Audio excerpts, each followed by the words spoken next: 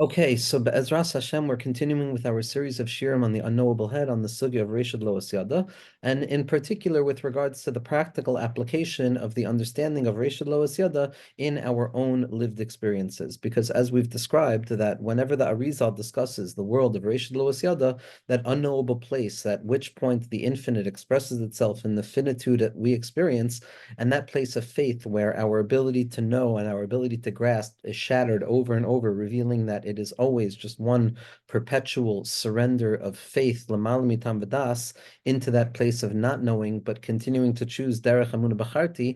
In order to understand that place of Reishad Lois Yada, we have to understand that Malchus is Gonus Bereishad Lois Yada, that Malchus, which is our experience, the time, space, self-orientation through which we encounter existence, that is our Malchus. That is the lowest application of the process of spiritual expression as it descends down and congeals somewhat into a shape that can be experienced by a concealed mind like our own. That place of Malchus, that place that already begins to appear to operate in impoverishment, in a place of emptiness, the leis lam megar miklum, that it has nothing of its own. It's the place of Ragleha Yardu Mavis, the place of David HaMelech, the place of boredom, the place of meaninglessness, the place of Ulai, the place of perhaps, the place of anxiety, the Ilana Desveka, that tree of doubt, that place outside of Gan Eden, yet trying to get back into Gan Eden, that place that can be elevated back up to the loftiest place, to the Malchus de Ein Sof, which then expresses itself in the Malchus de Akudim, and then it expresses itself in the Malchus de Atzilus, which then becomes the Keser of Bria, and then it becomes the Malchus of Bria, which is the Keser of Yitzira, and the Malchus of Yitzira, which is the Keser of Asiya, down to the Malchus to Asiya that dangles over in death. This place of Malchus is in truth rooted in the Reshad Lois Yada. It's rooted in the highest point at which we come to terms with the fact that Mati v'loy Mati. If I'm going to touch this, it has to also be with the simultaneous awareness that while I'm touching it, I'm not touching it, because any attempt at touch, any attempt at grasp is ultimately an attempt at measurement and limitation and graspability. And while that is the impulse at the heart of all individuals to grasp something, nevertheless, the thing that we grasp is that we can't grasp it. That the tachlus is emuna, derech emuna b'charti. I have chosen the path of faith above and beyond the path of chachma, above and beyond the path of knowability. It's the tmimus that exists far beyond the world of chachma. Chachma says one can grasp. Chachma says one can have some point of established grasp and situatedness and authentic, 100% unadulterated authenticity.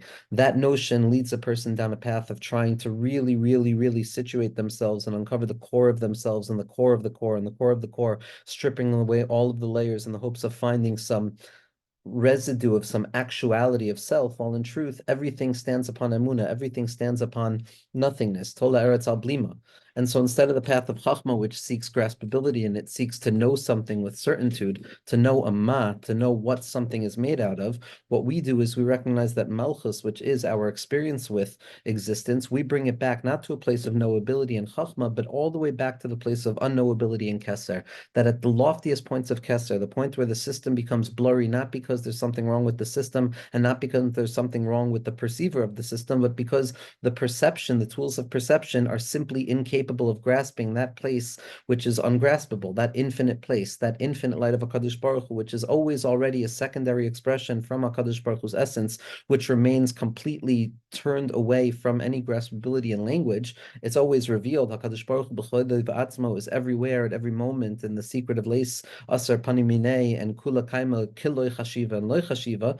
The entire question is with regards to graspability. Can the human being grasp this? Can the human being put this into words? Can the human being lay claim to having conquered this horizon of experience so that it then becomes processed as some human experience limiting it, or when the human being feels that it's something so profoundly beyond, then the human being simply pretends to begin to have the capacity of reaching beyond. Either way you strike it, the notion that a person can have an absolute grasp of anything in this world, anything, because at the core of all things is the secret of Or Ein Sof, is to be rooted in a place of chachma, is to see malchus as being limited to a place of chachma, and I'm working my way back from ignorance towards knowledge. But when we abstract the desire to find ourselves in chachma, and we allow ourselves to realize that in the end of the day, derech hamuna b'charti, everything is rooted in the ultimate faithful choice to choose to live in accordance with the principles that I have been born with and that I encounter through the traditional development of the Das of Motion, my own experience through my own micro and macro systems, the choice to choose that, the choice of derech emunah b'charti, to receive the Torah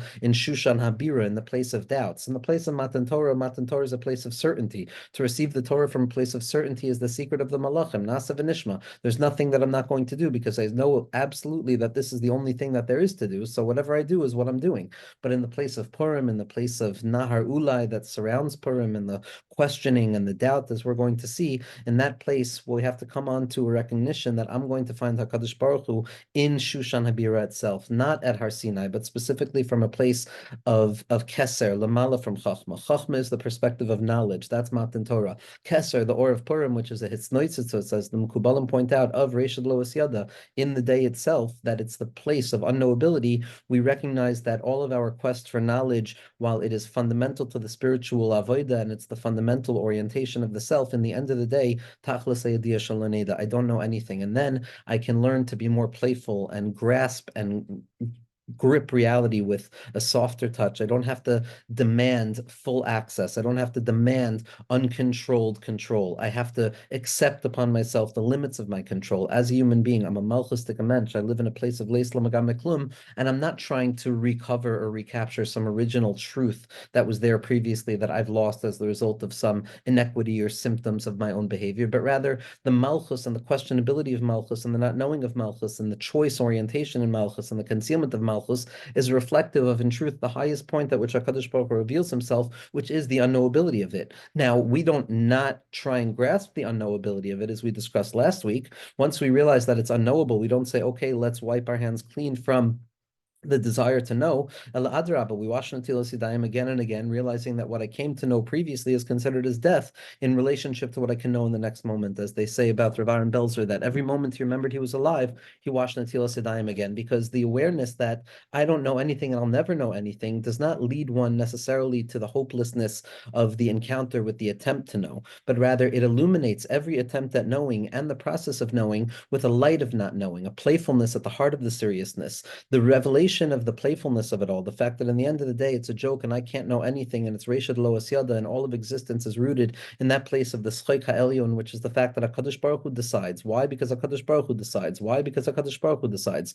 And ultimately, a person has no graspability of anything. That playfulness, that can bring about a late sunness. It can bring about a destructive form of laughter that looks at meaning and it scoffs at it. It's this Zarathustrian laughter, lahavdil, or the Schayk HaKsil in Mishlei, that laughs at meaning because meaning is ungraspable, and it says denounce the path towards meaning because meaning will never be grasped, and it lives in a nihilistic perspective of nothingness. Yiddishkeit is the polar opposite of it. It's the encounter with the joke. It's recognizing the keser that's lamala from the chachma, the not knowing that always exists beyond even the highest level of knowledge. And instead of saying, let me let go of chachma, God forbid, and let me let go of the attempt to know, it says, let me try and know every single thing available more and more and more. Chazara, chazara, chazara, learning the daf once, twice, 3 times, 4 times, correspondent to the 4 letters of HaKadosh Baruch Hu's name, Yud K, Vav K, learning not 100 times, but 101 times, being a baki in kol la Torah kula, in every area of one's orientation of chachma and bina and the chinuch in accordance with their own derech. Each and every person demands that ferocious attempt to know something in one way or the other.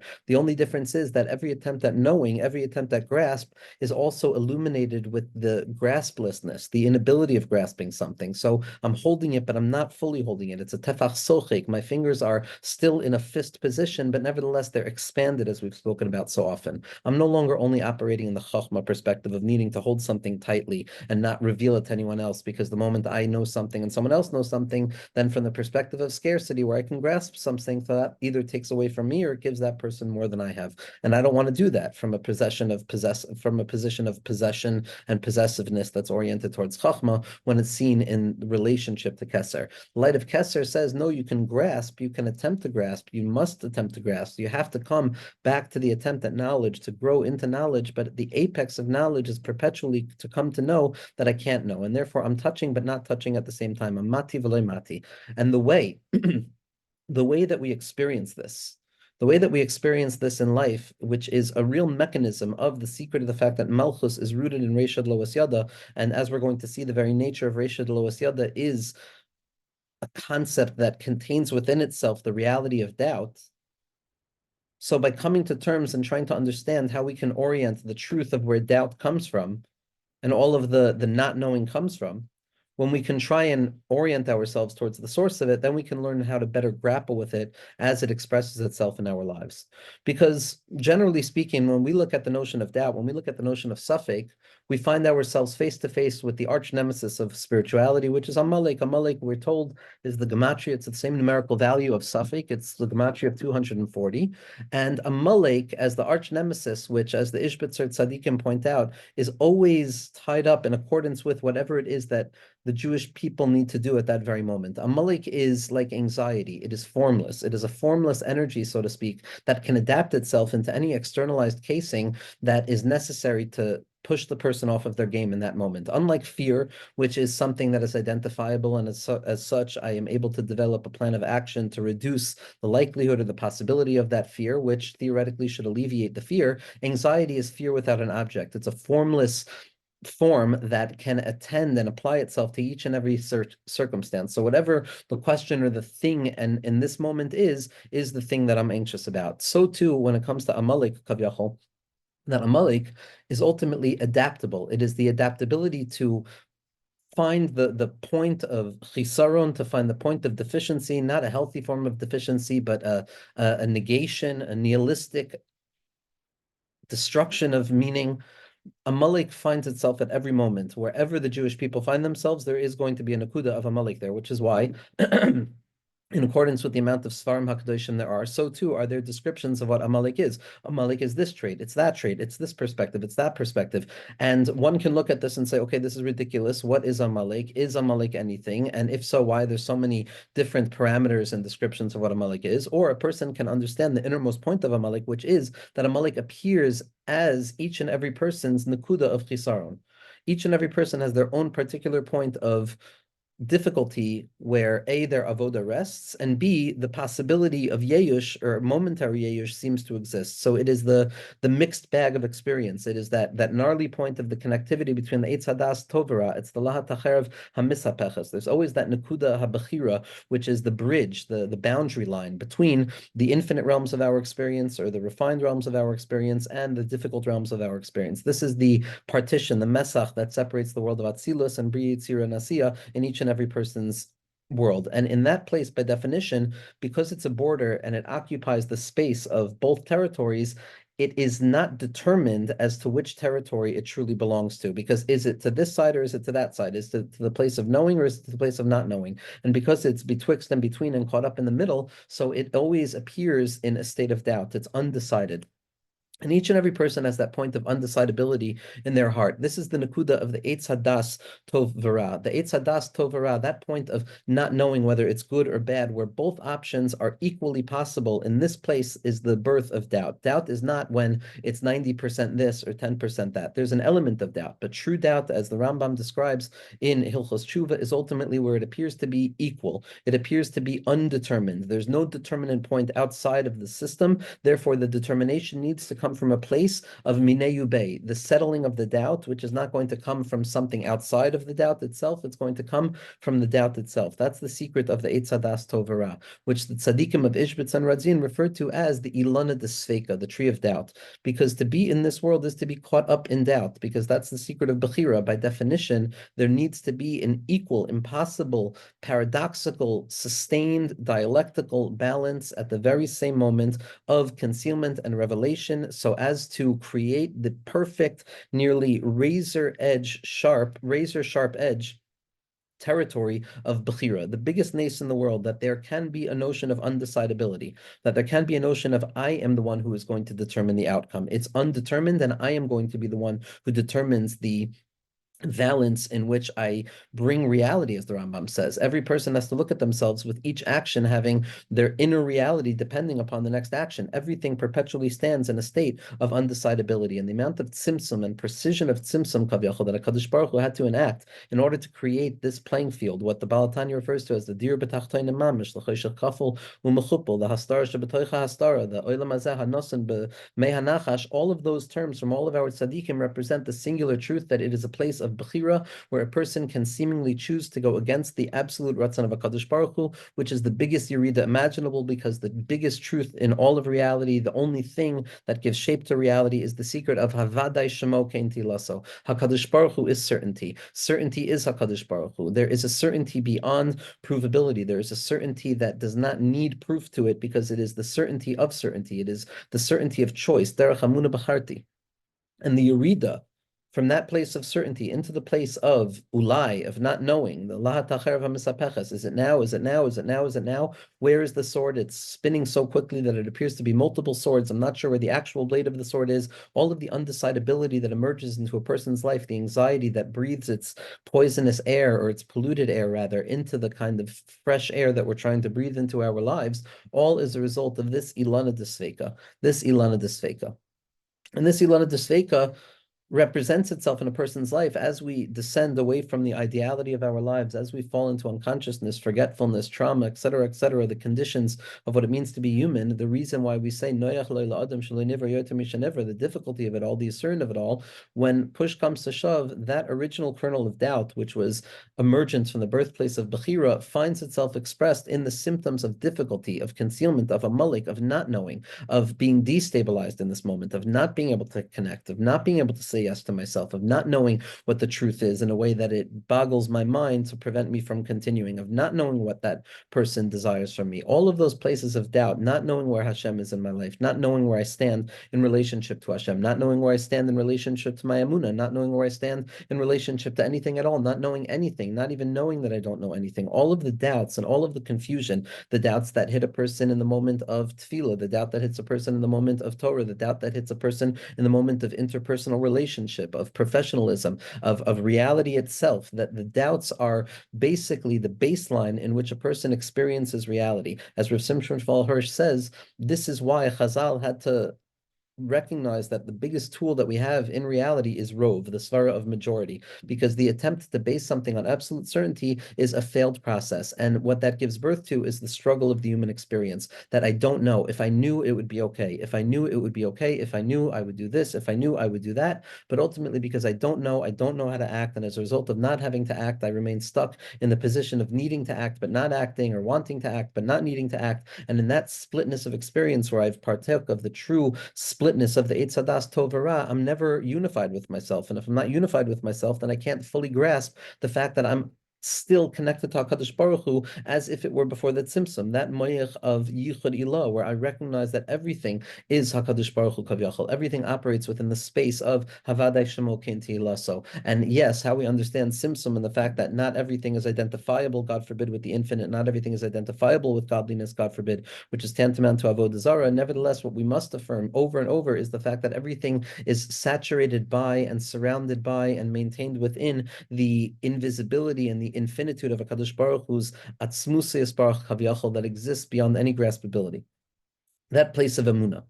But when suffix attacks a person, it creates the existential difficulty of this world, of death and life, of all of the splitness in existence. And that's where a Malik attacks. That's where a Malik cools a person off in their avodah. That's where a Malik takes a person out of themselves. That's where a Malik says, I can't understand, I'll never understand, and I don't know because I thought something else yesterday, now I'm thinking something else now about this reality. And if I'm thinking two things, it means that both of them are untrue, and clearly I know absolutely nothing. And a person falls into the sway of the difficult exile of the self when it no longer maintains a sense of certainty, or when it feels overcome by doubt.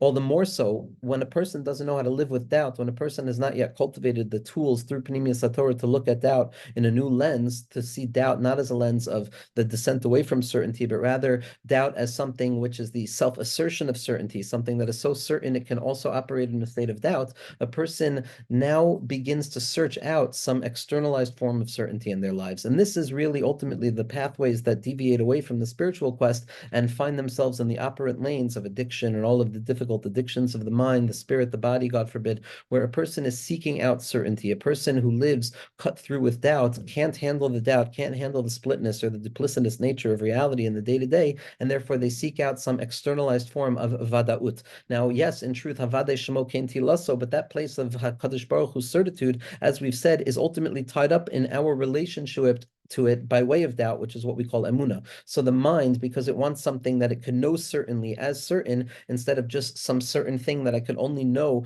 through an uncertain way, which is the relationship that we have to emuna, the mind begins to search out certifiable certainties, things in this world where I can test them, I can feel their experience on me, I can have them clarify pathways, I can have them clear away all of the thicket, whether it be people, places, things, ideas, notions, objects, substances, whatever it is that a person places their self on at the sacrifice for the sake of some externalized form of certainty. That's what happens when a person doesn't know how to live with suffix. Because if suffix is simply a symptom of a malik and not something that is baked into the very fabric of existence from the get-go, and not idealized way, so then my entire life is going to be a way of evading doubt and trying to find certainty. And ultimately, the only way to draw certainty into a world that is a world of doubt, that is an alma desveka, that is an ilana desveka, that is just a havamina, as Rav Simcha ben Pshischa says. So then a person would need to find external forms of certainty, which become avodah zaras, addictions, v'chulei. And so there's nothing more redemptive than what the Arizal teaches us in relationship to doubt, because it's also through this that we learn how to be mamtik and to erase Amalek, because Amalek is just doubt that is waiting to be redeemed. It's the reality of a doubt that needs to be led back up to the place of knowledge and graspability, where doubt is no longer something that is hated or despised, preventing a thorn in my mind's ability to grasp, and rather it becomes a mechanism through which I double down and intensify the process of emuna and derech emuna b'charti. And that's going to be the place of suffix being not the secret of Amalek, but rather suffix being the secret of how Kadosh Baruch Hu reveals himself in such a way that it's mamtik Amalek in its source. When we discussed the nature of Reishad Lo Asyada, we said that ultimately Reishad Lo Asyada is the upper part of Keser, that Keser, which is split into two parts, and because Keser is always Aniva Ayin B'Vasachas, it's the ability to reveal itself as the lowest of the higher level or the highest of the lower level, the interchangeability between the two, and the porous boundaries between the two, because it's Echad Shushtaim, it's two that it's one, and it's one that reveals itself as two, and then the two reverts back to one to intensify the intensity of one, to move back into the two-ness of it, to reveal another further revelation that it's one, but ultimately they appear as two.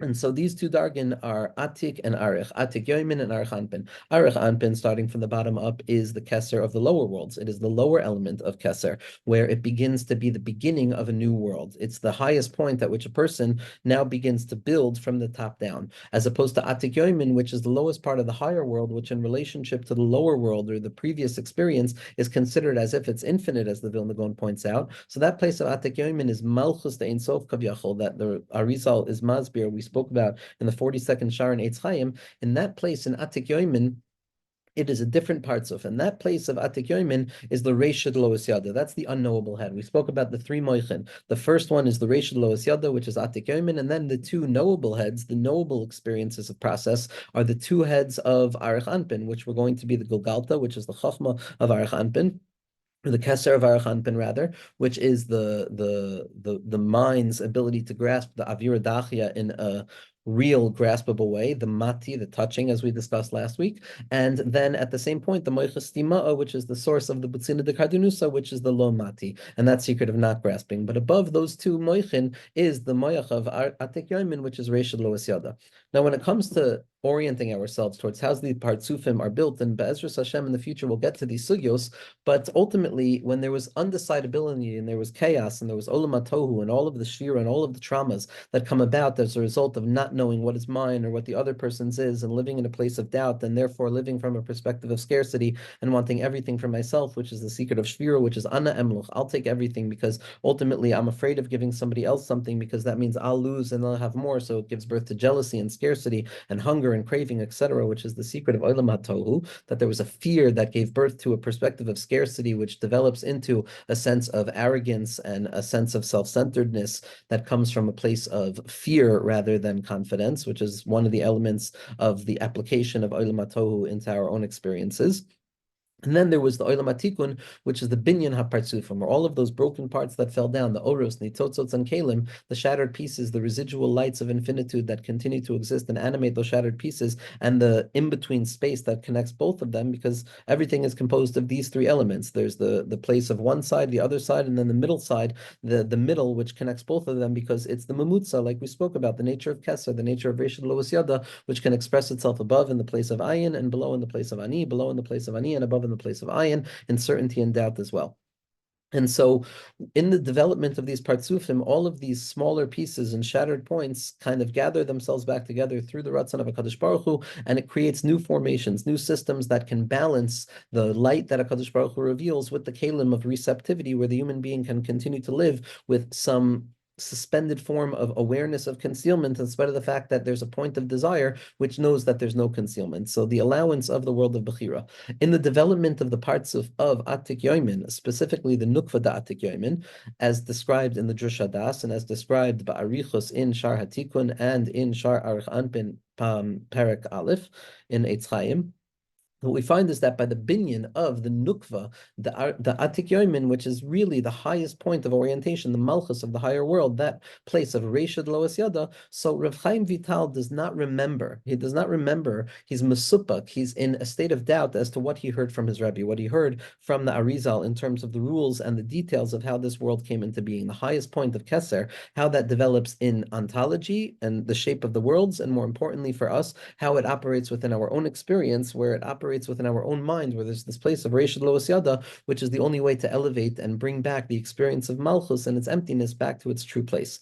And so Rav Chaim Vital seems to say that there are many doubts. There's 5 doubts, and Rav Yitzchak Meir Morgenstern Shlita in a Maimer in Tafshin Ayin in Yam HaChachma Maimer Lahaspia B'tzachsachos Nafshecha goes through every doubt, goes through every shita and all the doubts, goes through all of the comments made about the doubts, and not only that, but takes all of the prehistory of these doubts and transforms them into a place of being Megala Pnimia Satorah in a way that only Rabbi Nachman was Megala, where it takes all of the concealment and all of the difficulty and all of the secondary questions and gasps and grasps at knowledge, which the Rebbe sees in the sugyos of the Sveikos Teresha Loas Yada, and transforms them into the secret of Geula, into the secret of Yeshin Yanshe Tapechakol, where all of those 5 doubts are in one way or another, as the Rebbe points out in the 3rd chelik of that mimer, how all of them orient us to a das of Geula, which is where Adrabah Ipcha Mestabra. In truth, what I thought is not ultimately true, and what I thought was higher is in truth lower, and what I thought is lower is in truth higher, and it's the moichin of Purim, and it's the moichin of V'nahapulchu, and the destabilization of knowledge, the movement away from that graspability of Chachma, which is the Tefach Oitzev, which is the sad fist that tries to grasp everything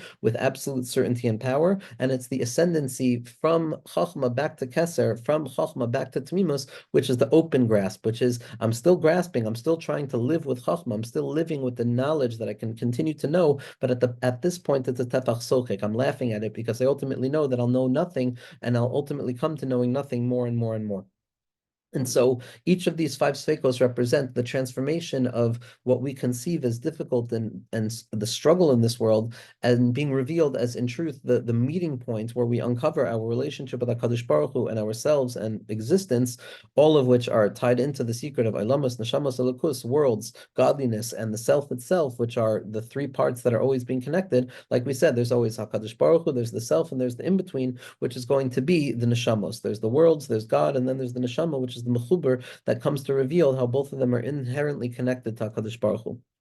And so these sveikos in the Eitz Chaim are seemingly very practical sugyos, very practical, mathematical, detailed sugyos that a person has to be holding in all of the different iterations of the Yud Dema and the Yud Ben, and all of the Chiburim, as all of the tzaddikim point out. The Pischei Sharim has an Arichas Sanit, the Rashash brings it, and Hakdamas Rechavas Hanar, the Arizal, Utzer Chaim brings it. It's fundamental to the limud. The Ramchal questions why we have to know every detail of each iteration of the Shvira itself, and he explains that it's only when applied to the experiential process of how do these true ideas, which I don't have grasp of, express themselves in my world, only then can we grasp why we have to know all of these details. But ultimately, it brings us into the secret of developing ourselves out of the trauma of Shira and becoming the people that we are through the process of Tikkun and Binyan HaPartzufim. And surprisingly, at the loftiest point of it, rather than finding certainty, we find doubts of Rav Chaim Vital.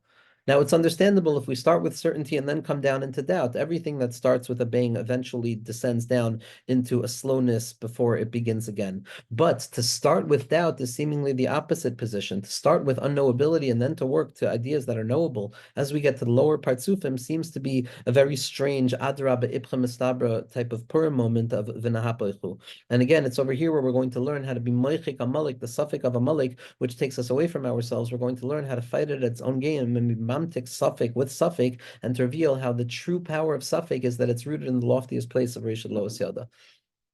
after describing all of these sveikos, all of these five sveikos, which correspond to the Shem of Hakadosh Baruch Hu Kaviyachol. So what Rav Chaim Vital writes is as follows: Klal ha'oile, that which ascends from all of this, lezeh shesibas kol elu asveikos, as a result of all of these doubts, this unknowability that I have with regards to how this parts of Atik Yomin and of Reshel Lo Yada emerged. Nikra Atik Yomin, this parts of Atik Yomin, that which is removed from my knowledge, is referred to as Reshad Lo Isyada, the unknowable head. Ki ein noide ma bechinas yeshbo, because we simply don't know. I don't remember. I'm mesupik of what I heard from my Rebbe with regards to what it is, the very fabric that makes up that shape of experience with regards to HaKadosh Baruch Hu's revelation in the world. I simply don't know. I don't know what's there. V'hine Yeshaya Hanavi, like we said last week, Yeshaya Hanavi, alav shalom, also had these sfekos, meaning to say these are not secondary sfekos. These are ontological sfekos that are appeared in Nevuah itself. This is how HaKadosh Baruch Hu created the world, which is why there is an Eitz Hadas Tevera, which is the secret of Ilana Deseka, to allow the individual to learn what it means to be besafek. And then the existence of Torah Shval Peh,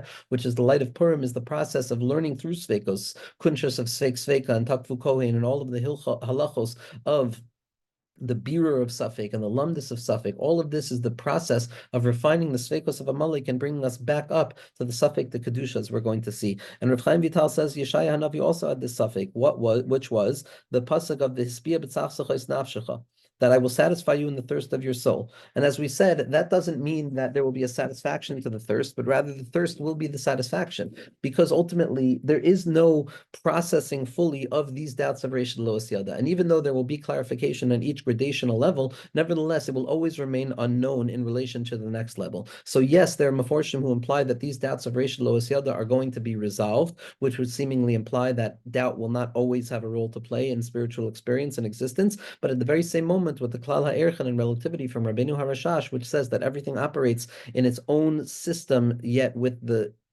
very same relative orientation to terms and conditions, so then there will always be an element of unknowability. So Safek will always be part of the process, because obviously Kedushasi l'malam Kedushaseichem, and a person can again never come to a place of full knowability. But it's not at the surrender of knowability, it's the knowability of unknowability. It's the mativ loy mativ b'vasachas. It's the noiga ve'eno noiga, touching and not touching, knowing by way of doubt, not doubting whether I know, but knowing by way of doubt, as we're going to see.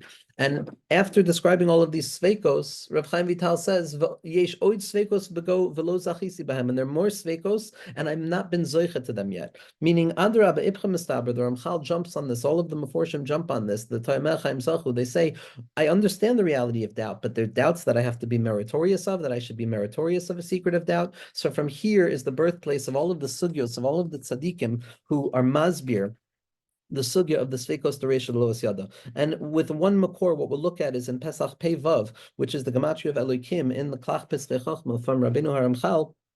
In his base medrash, we see over here that the Ramchal is the one who orients us, and the Leshem brings us, and the Kashan Samagid brings us, and the Balasulam brings us, and the Leshem, like we said, brings this, and Rav Kook spoke about this infinitely, and Rav Chalap speaks about this, and another speaks about this, and Rav Soloveitchik speaks about this. And the Lubavitcher Rebbe and the Lubavitcher Tzaddikim speak about it, and the Rashash and the Gra speaks about this. All of the Tzaddikim speak about this place of Safek. Kol minei achiburim, all of these connections between the parts that make up the Partsufim, between the trauma and the healing from the trauma, one can find. All possibilities exists. All possibilities exist above. And in accordance with the possibilities that exist above, each and every one of them are true. And in accordance with every one of those possibilities, those undetermined possibilities of connectivity, of formation, all of them operate in that place. And according to them is how the fundamental concealment of reality continues to exist. There are some oppositional forms, and there are some forms that appear to be in opposition to another one. And nevertheless, all of them exist, because when it comes to the forms and the modes of engagement that we have in this reality through the light of HaKadosh Baruch Hu, that the two connectivity and the connection between those 2 points creates a hanhaga. And in accordance with the way that that way is functioning, the balance at that point is functioning, is going to be how the reality is. But ultimately, what the Ramchal is going to continue to be masbir is that it's not that when one exists, the other doesn't exist, but they all operate at the very same time. It's a din suffix. It's not a suffix because I don't know whether it's A or B. It's a suffix because it's always A and B at the same time. When suffix descends down here, it's because it's either A or B, and I don't know what, and if I can't can't find hachra'ah, then I have to blindly act in that place of difficulty and the existential quandary of never knowing anything. But in the place of the elevated space of Sveikos Doreisha Loas Yada,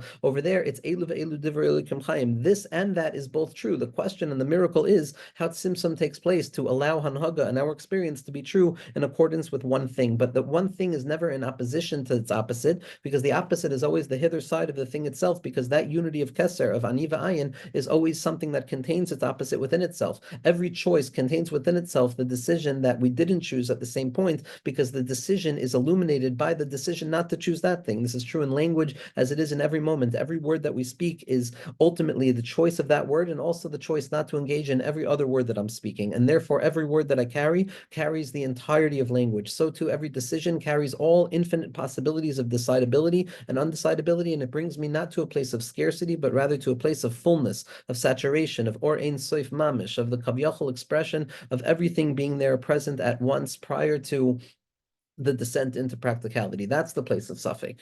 And as a result of everything coming from that place of infinitude, of Reish Loas Yada, of the unknowability, because everything is always present at once, or in the language of the Leshem Shabbat Chaloma, Hakol Hu Bakol, where the fact that Rabbi Nachman says that when a person goes up to that place of Mati V'loy Mati, the Neshama, the Ruach, and the Nefesh have no ability to grasp anything, that Bilbul Hadas comes about. That's the V'nahapechu, that's the place of Emunah. And that's how we're Mamtik Amalek. Down here, that feels like a difficult existential position to be in. Up there, it's the orientation that I don't need to know with certainty anything, because it's so certain. Every possibility of experience is exactly where I'm going to find the Kadosh Baruch Hu. Safek is the orientation towards sipuk, histapkus, as Rav Kook points out, satisfaction, because the only possibility of satisfaction comes about when I allow myself to realize that I'll never know with certainty, and therefore I have to choose to find what it is in front of me at this moment, and through this I'm going to be yotzim min asafek. As the Kashon Tzemagid says, asel harav v'tesalik min asafek, it doesn't mean make for yourself a tzaddik and then remove yourself from doubt, but it rather means if you connect yourself to the das of Moshe Rabbeinu, which also is lo yada, which also doesn't know,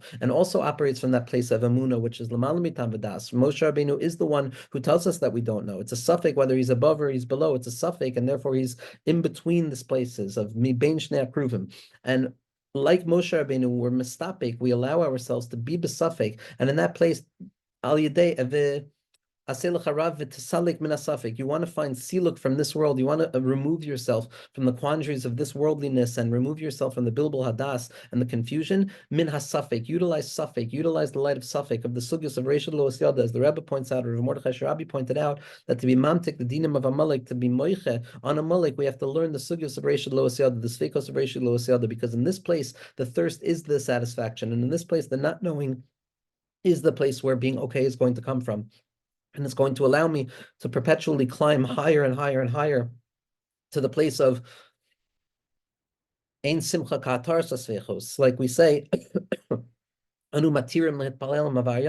not getting rid of Safek. We're learning to live with Safek itself. We're making room. The entire light of Purim is about making room for Safek. The entire light of Adar is Reish Loas Yada, Rosh Tevos Reish Loas Yada. The entire reality of Adar is not knowing this, that, especially when it's an Adar Rishon or an Adar Sheni. There's doubts abound, and every doubt is an opportunity to find histapkus, to find satisfaction.